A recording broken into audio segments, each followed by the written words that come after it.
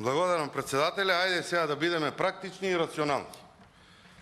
Каде ја кратите процедурата и ставате европско знаменце на закон за кој што сакаме да продискутираме и го лимитирате времето на дискусии на 2 дена, од друга страна планирате да се усвои дневниот ред и да почне да тече времето за разгледување на амандманите.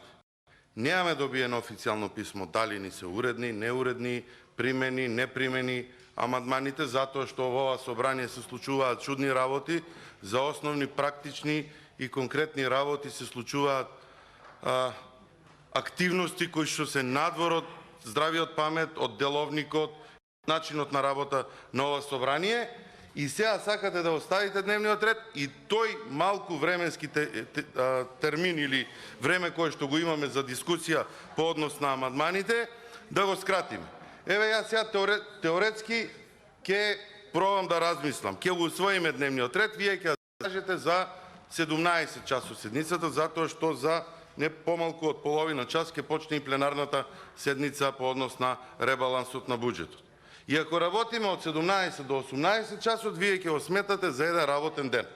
Затоа би ве замолил да бидете практични, разбрани и барем ова малку време кое што го има да го предискутираме по основ на амандманите кои што се поднесени од сите пратенички групи, бидејќи немам информација точно кој колку има поднесено, освен ние нашиве амандмани кои што ги имаме поднесено, да го скратиме времето и можноста да пратениците ја искористат единствената можност, а тоа е дискусија по однос на амандманите и целокупниот текст на законот во ова парламентарно собрание.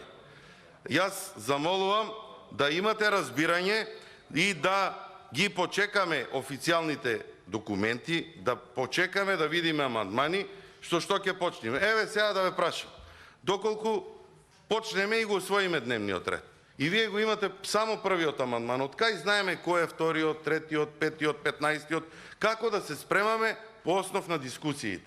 Дајте, немојте една установена практика на работа и на комисии, и на пленарни седници да ги претвараме во нешто како ни одговара во одредени моменти.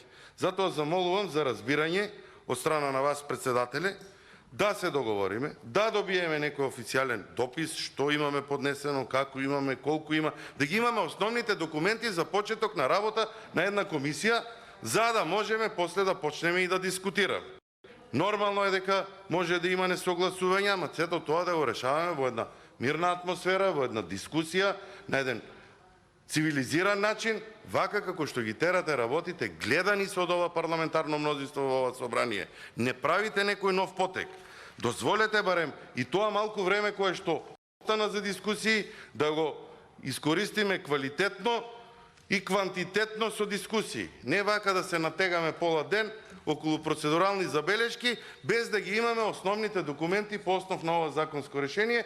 И повторно ќе кажам, прашањето како е дојдено со европско знаменце е едно прашање. Ама кога веќе сте го донеле вака, па дозволете барем тие 2 дена да си кажат пратениците што има да кажуваат. Ваквата практика која што ја воведувате ќе направи во ова собрание комплетна измена на деловникот да направиме.